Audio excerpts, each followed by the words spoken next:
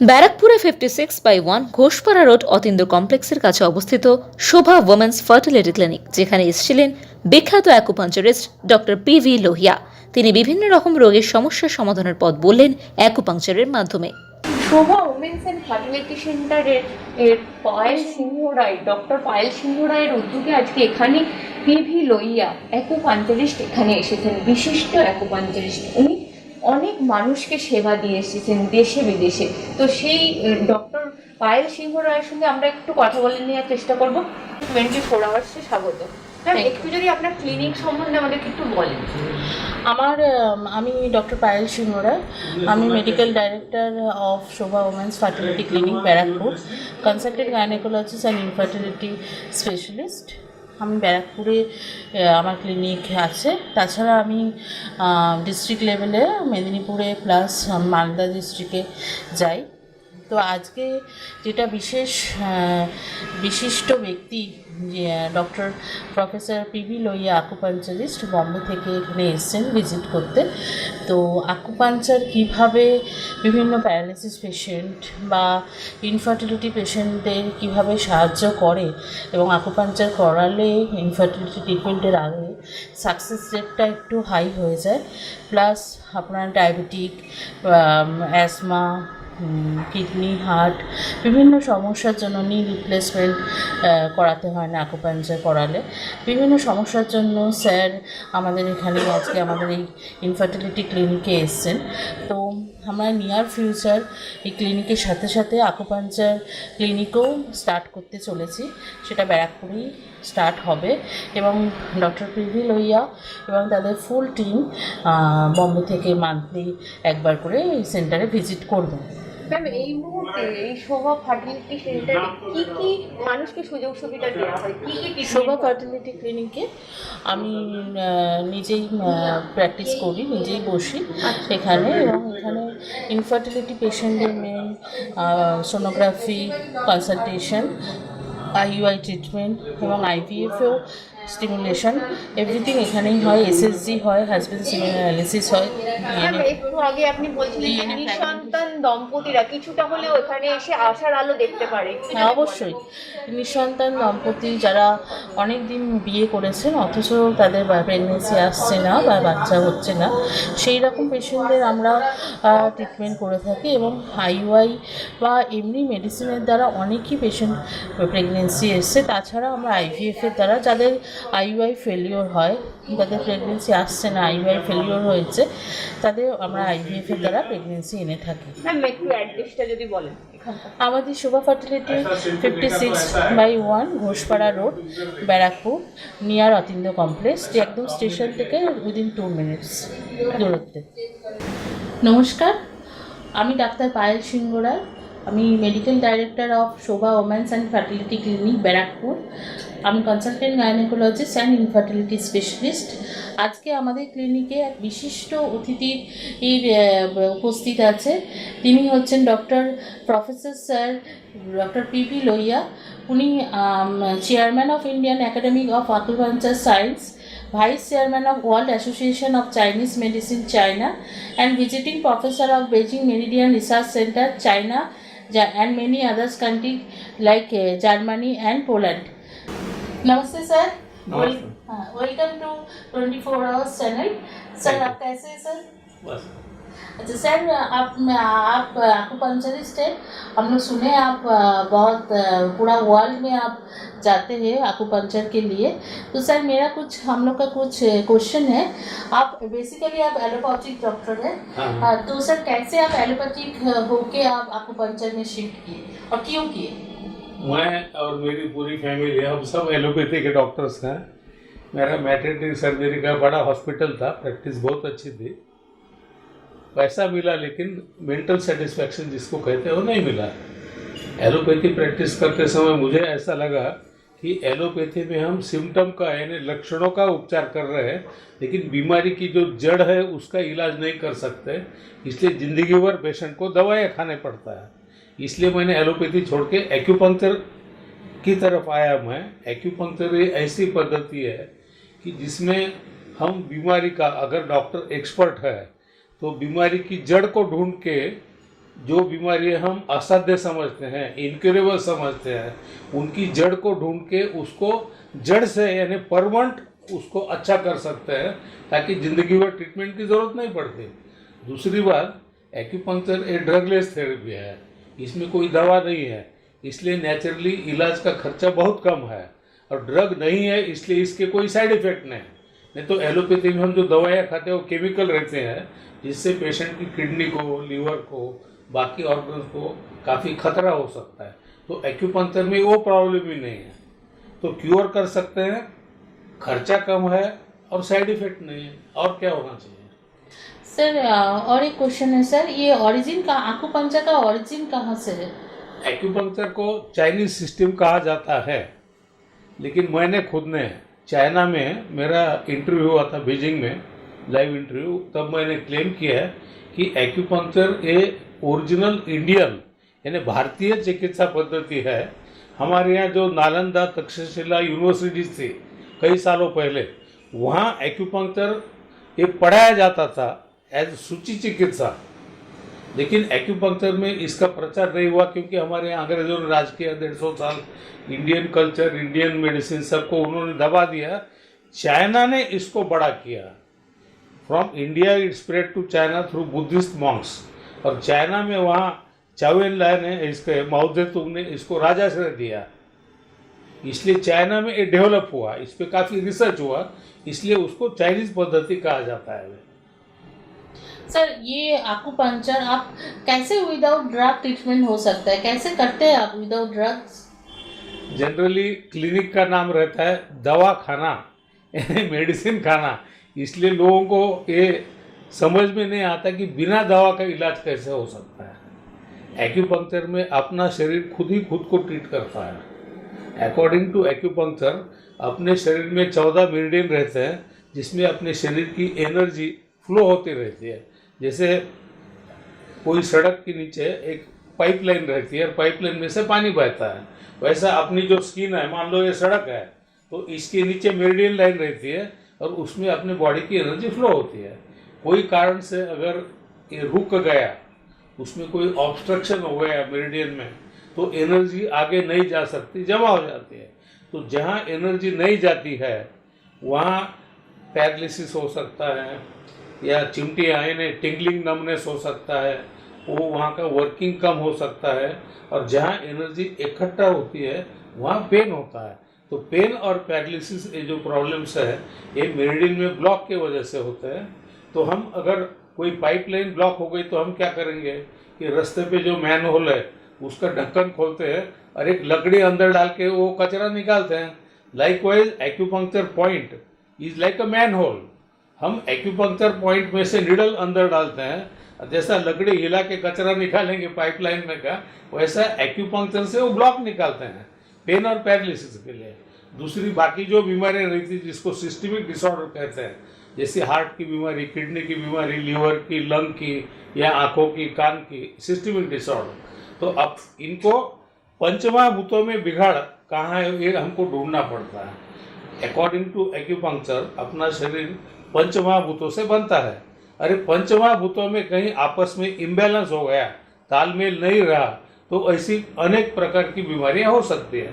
तो ऐसी बीमारी का जड़ से इलाज करने के लिए हम पेशेंट को चेक करते हैं, जड़ ढूंढ के लाते हैं और उसको 5 एलिमेंट को आपस में बैलेंस करते हैं।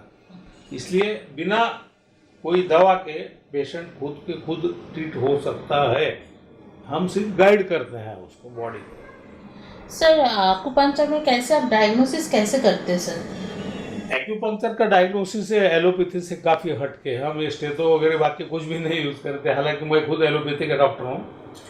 एक्यूपंक्चर में हम पेशेंट की नाड़ी देखते हैं, नाड़ी परीक्षा ने pulse diagnosis. According to acupuncture अपनी 12 नाड़ियाँ पे से देखते हैं, हम 6 उंगली से 12 नाड़ियाँ देखते हैं, जिससे कौन सा मेरिडियन वीक है, कौन सा ज़्यादा स्ट्रॉन्ग है, ये पता चलता है। फिर उसकी टंग देखते हैं, जीभ से, सिर्फ जीभ देख के कई बीमारी का डायग्नोसिस हो जाता है। फिर उसके नाखून देखते हैं, कुछ क्वेश्चन पूछते हैं, और आजकल लेटेस्ट टेक्निक जो है, हम कंप्यूटर पे पूरा बॉडी चेक करते हैं, तो उस पर हमको हर एक ऑर्गन में कितनी एनर्जी है उसका ग्राफ आता है। एलोपैथी में हम जो टेस्ट करते हैं, जैसे एमआरआई करते हैं, एक्सरे करते हैं, उसमें पेशेंट को आज क्या बीमारी है पता चलता है। ये कंप्यूटर टेस्टिंग में आज की बीमारी का कॉज क्या है और आगे भविष्य में ये पेशेंट को क्या क्या बीमारियां हो सकती है ये पहले पता चलता है।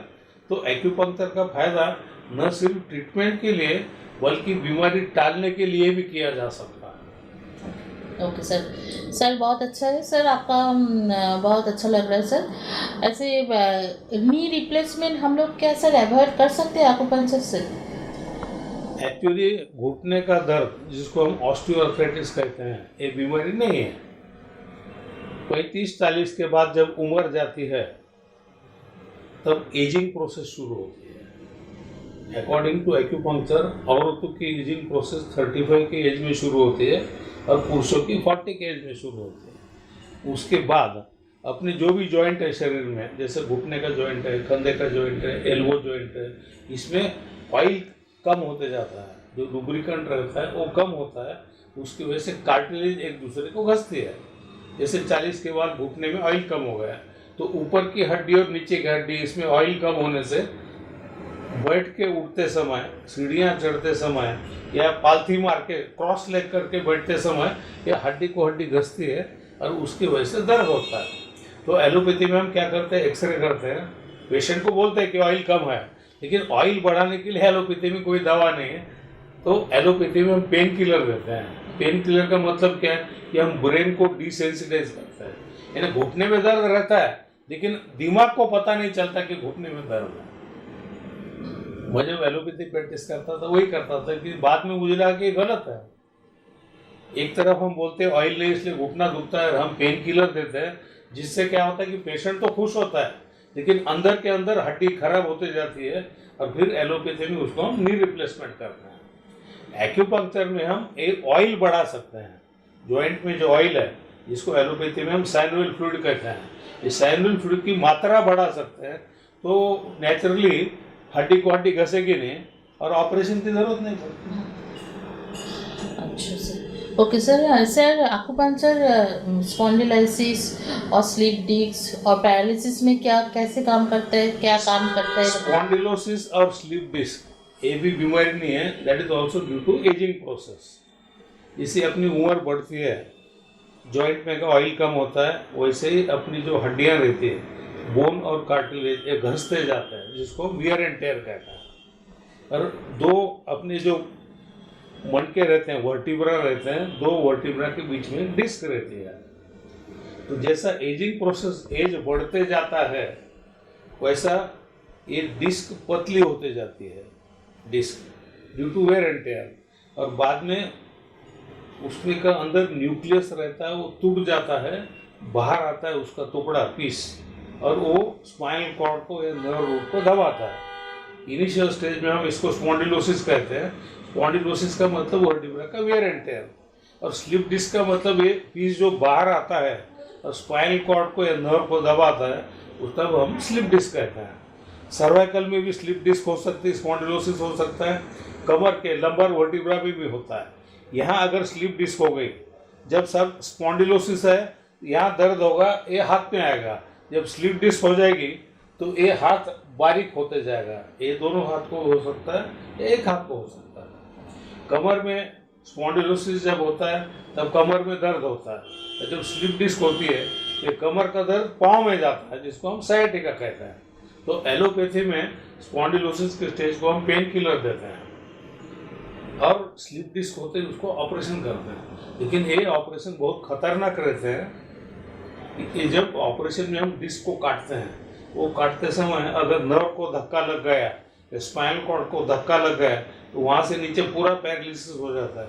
जैसे यहाँ अगर ऑपरेशन किया कुछ प्रॉब्लम हो गया तो दोनों हाथ दोनों पाँव का पैरालिसिस होता है, पेशाब का टट्टी का और सेक्स सभी चले जाता है। और कमर में अगर हुआ स्लिप डिस्क तो हाथ बच जाते हैं लेकिन दोनों टांगे चले जाती है, पैरालिसिस होता है और उसको पेशाब का टट्टी का और सेक्स ये तीनों उसका भी कंट्रोल चल रहा है। Very miserable life.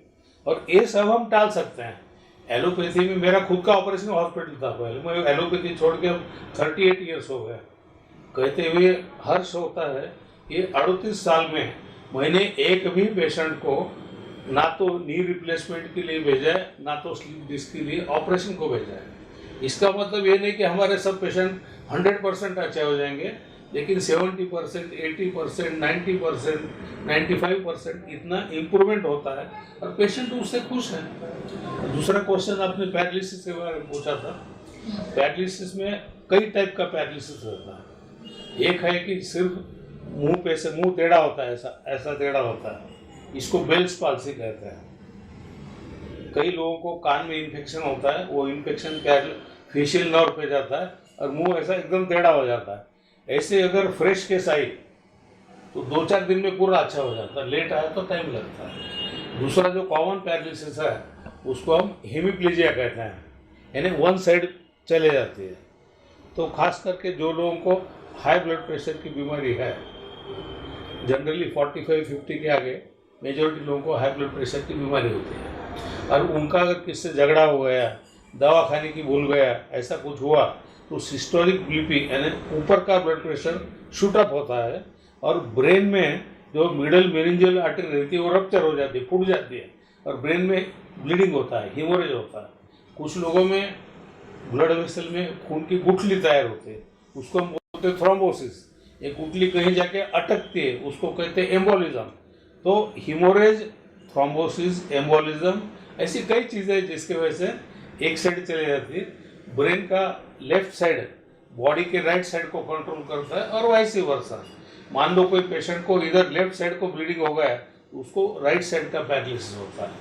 और वर्किंग हैंड का अगर पैरालिसिस हो गया है तो उस पेशेंट का स्पीच यानी वो बात नहीं कर सकता, जिसको हम एफेजिया कहते हैं। इसलिए अगर फ्रेश पेशेंट आया, अब इसको एलोपैथी में हम ब्लड प्रेशर के लिए ट्रीटमेंट करेंगे, ताकत की दवाएं देंगे, बाकी कुछ है तो और देंगे, लेकिन पैरालिसिस एज सच को कुछ नहीं कर सकते।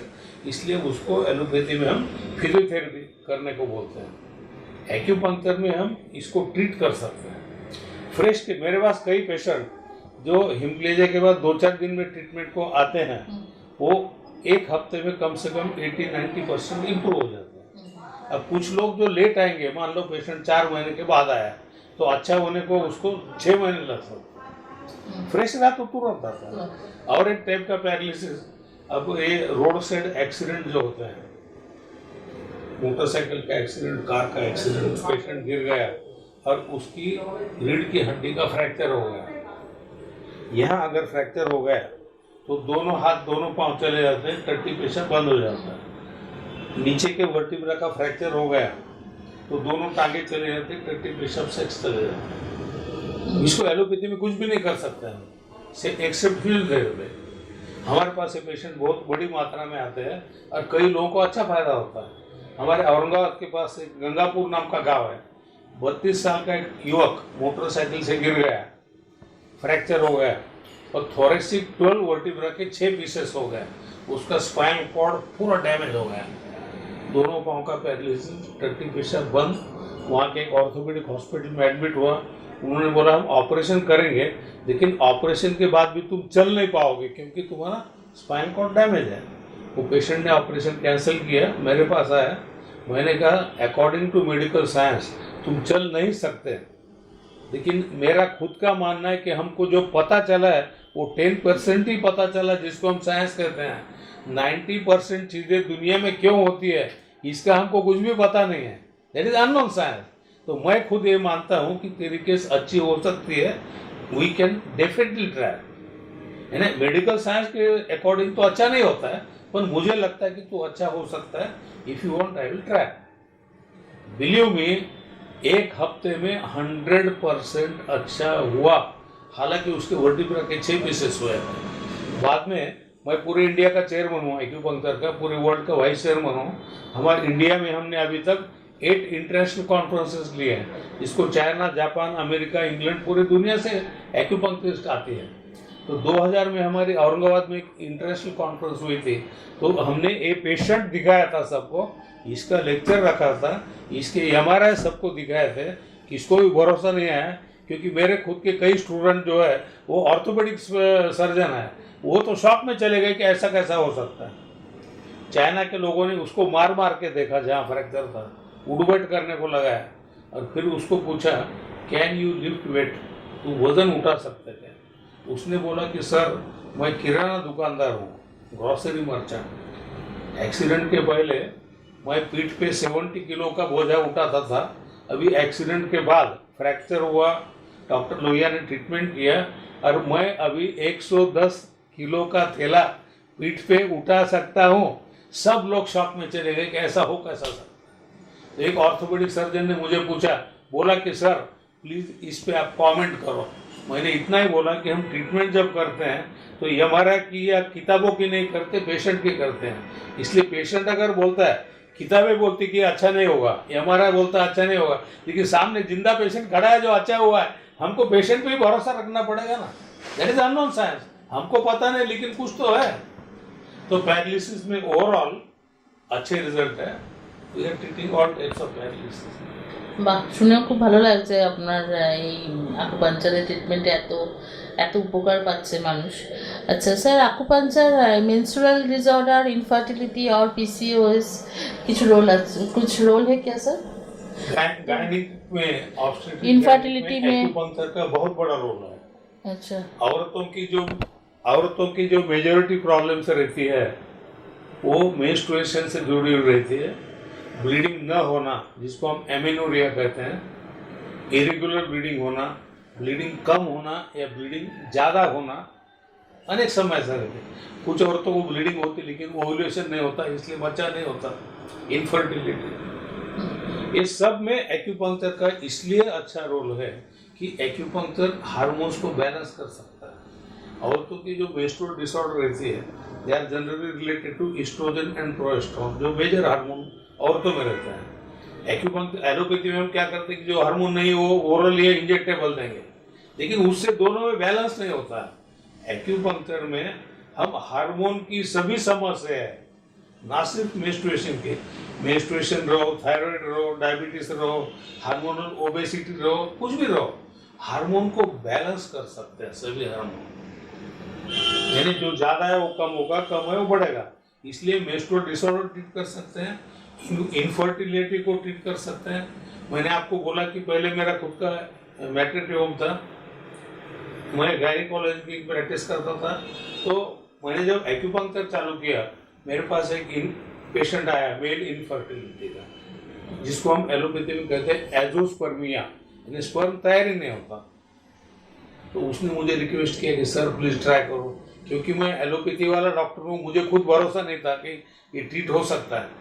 मैं बोला ठीक है ट्रायल करेंगे। ट्रायल चालू की, 3 महीने में उसकी बीबी प्रेग्नेंट हो गई। उसकी बीबी प्रेग्नेंट होने के बाद हमने ये जो मर्द था, हस्बैंड, जिसका मैं ट्रीटमेंट कर रहा था, उसका सीमेन एनालिसिस किया। पहले एक भी स्पर्म तैयार नहीं होता था। 3 महीने के बाद जब हमने टेस्ट किया, उसका काउंट जो था, sperm count, that was 35 million पर ml और मोटिलिटी वाज मोर देन 70%। तो मुझे कंफर्म हो गया कि बच्चा उसका ही है। बाद में उसकी 3 डिलीवरीज हमारे यहाँ हुई है, हमारा मैटरनिटी होम था। फिर वो बोला सर अब बहुत हो गया, बंद कर दो। तो मैंने खुद उसका कुटुंबीय का ऑपरेशन वैसेक्टोमी मैंने खुद करके दिया उसका। और रही बात है पीसीओएस के, पीसीओएस जिसको हम पॉलीसिस्टिक ओवेरियन सिंड्रोम कहते हैं, ये आजकल, पहले जब मैं मेडिकल प्रैक्टिस जब मैं करता था एलोपैथी, तब ये बहुत रेयर था पीसीओएस। मेडिकल कॉलेज में तो हमने नाम भी नहीं सुना था। आज ये नए जनरेशन में मेजॉरिटी लड़कियां जो है, कई लड़कियां पीसीओएस से आती है। पीसीओएस में नंबर 1 उनकी मेंस्ट्रुएशन या तो नहीं आता या तो इरेगुलर आता है, और ओवुलेशन कई लोगों को नहीं होता है। दूसरी बात मोटापा होता है, वजन बढ़ता है। और तीसरा बात उनको मूड स्विंग होता है, कभी खुशी कभी गम, कभी एकदम खुश रहते हैं, कभी एकदम बहुत दुखी रहते हैं, मारपीट भी करते हैं, मल्टीपल प्रॉब्लम्स। अनफॉर्चुनेटली एलोपैथी में इसको ट्रीटमेंट नहीं है, किसी सेटिस्फैक्टरी ट्रीटमेंट नहीं है। हम क्या करते हैं, वजन बढ़ रहा है, डायबिटीज की दवा खिलाते हैं, मूड स्विंग हो रहे हैं, ट्रैंक्विलाइजर खिलाते हैं, मेंस्ट्रुएशन नहीं आ रहा, हम हार्मोन देंगे, लेकिन जड़ से इलाज नहीं कर सकते। और मेरे पास एक्यूपंक्चर में ऐसे कई केसेस आते हैं पीसीओएस के, और काफ़ी हद तक बहुत अच्छे रिजल्ट इसमें है। सर डायबिटिक और डायबिटिक कॉम्प्लिकेशन में कैसे एक्यूपंक्चर काम करते हैं सर? डायबिटीज में दो बातें रहती है। एक तो पैंक्रियाज में जो आइलेट ऑफ लैंगरहैन रहता है, बीटा सेल्स, वो इंसुलिन कम तैयार करते हैं, या तो इंसुलिन तैयार होता है लेकिन बॉडी के सेल उसको रिस्पॉन्स नहीं देते हैं। एक्यूपंक्चर में हम डायरेक्ट पैंक्रियाज को स्टिमुलेट करके इंसुलिन तैयार करने को लगा सकते हैं, और जिन लोगों के सेल रिस्पॉन्ड नहीं होते तो एट सेल लेवल भी हम एक्यूपंक्चर से ट्रीट कर सकते हैं, ताकि बॉडी के सेल एक्यूपंक्चर यूटिलाइज कर सके। एक्यूपंक्चर में बहुत अच्छा रोल है। हम कई पेशेंट करते हैं, धीरे धीरे उनकी दवाएं कम करके बंद भी कर सकते हैं। डायबिटीज़ का मेन प्रॉब्लम, कई लोगों की किडनी खराब होती है, कई लोगों की आंखों की दृष्टि जाती है, जिसको हम कहते हैं रेटिनोपैथी। कुछ लोगों को इरेक्शन का प्रॉब्लम आता है, मेल्स को, कुछ लोगों को न्यूरोपैथी होती है। ये सभी कॉम्प्लिकेशन में एक्यूपंक्चर बहुत अच्छा है। कॉम्प्लिकेशन के लिए टाल भी सकते हैं पहले पता चला तो, और ट्रीट भी कर सकते हैं। Thank you sir. Sir cosmetics acupuncture কি? কসমেটিক্স অ্যাকুপাঞ্চারটা একদম পুরো নিউ ওয়ার্ড, মানে আমরা শুনিনি কোনোদিন। কসমেটিক অ্যাকুপাঞ্চারটা কীরকম? कॉस्मेटिक एक्यूपंक्चर ये विषय पूरी दुनिया में मैंने पहली बार चालू किया है, इंट्रोड्यूस किया है, और सिर्फ इंडिया में नहीं, फॉरेन में कई कोर्सेज मैंने लिए हैं, जर्मनी में, बाकी देशों में। सौंदर्य वृद्धि के लिए एक्यूपंक्चर, फॉर एग्जांपल एक्यूपंक्चर से हम ओबेसिटी कम कर सकते हैं। कुछ लोगों को यहाँ काले दाग रहते हैं, बटरफ्लाई पिगमेंटेशन या हाइपरमेलेनिन, उसको ट्रीट कर सकते हैं। रिंकल्स कम करना या ट्रीट करना, वो भी कर सकते हैं। मैंने एक्यूपंक्चर में से बॉडी शेपिंग भी किया है। एक्यूपंक्चर से कुछ नहीं कर सकते ऐसा कुछ नहीं है, तो whatever is required in cosmetic we can do it. Cosmetics অ্যাকুপাঞ্চারটা সত্যি খুব নতুন জিনিস। তো স্যার আপনার কাছে আপকে পাস স্যার সেলিব্রিটিসদের কীরকম এরকম, তার যদি কসমেটিক্স অ্যাকুপাঞ্চার হয় তাহলে তো সেলিব্রিটিসদের আনার জানা থাকবেই, তাহলে সেরকম কি কিছু ব্যাপার আছে? সেলিব্রিটিসরা আসে? सेलिब्रिटीज, अब उनकी बीमारियां तो हम बता नहीं सकते ethically, but in general I will tell कि celebrities are accepting acupuncture. Cricket legend Sachin Tendulkar है, टेनिस स्टार सानिया मिर्जा है, फिल्म लेजेंड मनोज कुमार है, या कथक सम्राट बिरजू महाराज है। अभी हाँ, ऐसे कई लोग, अभी क्रिकेट टीम के तो कई लोग आते हैं मेरे पास, फिल्म लाइन के कई आते हैं कॉस्मेटिक के लिए, फिल्म लाइन के आते हैं, अपने क्रिकेट वाले आते हैं स्पोर्ट इंजरी के लिए। तो दे आर एक्सेप्टिंग एक्यूपंक्चर, क्योंकि उनको पता है ये बहुत इफेक्टिव है। सुई का डर किसको नहीं लगता है, बारीक सुइयां আর স্যার এই অ্যাকুপাঞ্চার হার্ট, কিডনি, অ্যাজমা এইগুলোতে কি অ্যাডিকশান, যেমন অনেকের আজকাল আছে অ্যাডিকশান হয়, স্মোকিং, ড্রিঙ্কস, এগুলো কি কম করা যায়? বা হার্ট কিডনির ওপর কি এফেক্ট করে এগুলো? किडनी का तो मैंने बताया आपको कि कई लोगों को डायबिटीज़ की वजह से किडनी खराब होती है। मेरे पास किडनी फेलियर के बहुत पेशेंट आते हैं, उनका डायलिसिस धीरे धीरे कम करके हम डायलिसिस बंद भी करते हैं। 70-80% लोगों को अच्छा फायदा होता है। दूसरा हार्ट का, हार्ट में अपनी जो कोरोनरी आर्टरी रहती है, जो हार्ट को ब्लड सप्लाई करती है, वो जैसे ही अपनी आयु बढ़ती है वैसा ये आर्टरी जो रहती है नैरो होते जाती है, वो उसकी इलास्टिसिटी कम होते जाती है, उसमें ब्लॉक होते हैं। बाद में उससे एंजाइना नाम की बीमारी होती है, एंजाइना बैक्टीरियस, और उसमें अगर कोई खून की गुठली अटक गई तो हार्ट अटैक आ सकता है। तो एलोपैथी में हम एंजियोग्राफी करते हैं, और ज़रूरत पड़ी तो एंजियोप्लास्टी या बाईपास करते हैं। तो बाईपास या एंजियोप्लास्टी टालने के लिए मेरे पास बहुत पेशेंट आते हैं। अभी फ़िलहाल मेरे पास दादर में एक पेशेंट था, तो 2.5 मिनट चला के उसको बैठना पड़ता था, बहुत तकलीफ होती थी उसको। मैंने ट्रीटमेंट चालू की उसकी, 6 महीने की ट्रीटमेंट में उसको मैंने बोला था रोज़ फास्ट वॉकिंग करना, तकलीफ हुई कि रुकना। 6 महीने के बाद मैंने पूछा कि कैसा लग रहा है, कितना चलता है? वो बोला सर अभी 1 घंटा चल सकता हूँ, फिर रुकना पड़ता है। मैंने बोला क्यों रुकता है? वो बोला छाती में तो कुछ नहीं होता, मेरी टांगें दुखती इसलिए रुकना पड़ता है। यानी उसके ब्लॉक निकल गए सब। ऐसे कई पेशेंट आते हैं। सर तो आपका कहाँ ऑल ओवर इंडिया में कहाँ सेंटर है? इंडिया में मेरे कई सेंटर है। बम्बई में हमारे 5 सेंटर है, मैंने दिल्ली में सेंटर है, पहले हैदराबाद में भी था, सूरत में भी है, औरंगाबाद में 3 सेंटर है, कई कई जगह है। और अभी मैं बेंगलोर शुरू कर रहा हूँ, अभी अगले महीने बेंगलोर शुरू हो रहा है। तो सर अपना आप तो इस महीना में यहाँ पर बैराकपुर में शोभा फर्टिलिटी क्लिनिक बैराकपुर अपने एसें, तो आपको रिक्वेस्ट कर रही हूँ सर कि कलकत्ता में कुछ आप आकुपंचर लेके आप हर महीना आइए, और फिर सेंटर खोलने का कुछ प्लान है सर। मैं तो आपको रिक्वेस्ट कर सकती हूँ करेंगे। आप कुछ सेंटर आगे बढ़ाइए आकुपंचर को फिर कलकत्ता में। इंडिया के पूरे एरिया में एक्सेप्ट कलकत्ता साइड मेरे कैंप्स हुए या सेंटर हुए। अनफॉर्चुनेटली कुछ कारण से ये एरिया रह गया था, but we can surely think of starting a permanent centre at Calcutta. Okay sir, thank you so much sir. আর আমাদের শোভা ফার্টিলিটি ক্লিনিকে আপনারা দেখছেন যে doctor sir professor P V Lohia আজকে এসছেন, এবং ওনার আকুপাঞ্চার উনি নিজের তো বম্বে বেস, উনি ঔরঙ্গাবাদে ওনার সেন্টার আছে, প্লাস ওয়ার্ল্ডে উনি অল ওভার ওয়ার্ল্ডেই মানে যান লেকচারের জন্য কনফারেন্সে, এবং অল ওভার ওয়ার্ল্ডেই উনি আকুপাঞ্চার করে আসেন। তো এবার থেকে কলকাতায় আসবেন, কলকাতায় আমাদের শোভা ফার্টিলিটি ক্লিনিকে খুব তাড়াতাড়ি পার্মানেন্ট সেন্টার শুরু হতে চলেছে। নমস্কার, thank you 24 hours TV channel.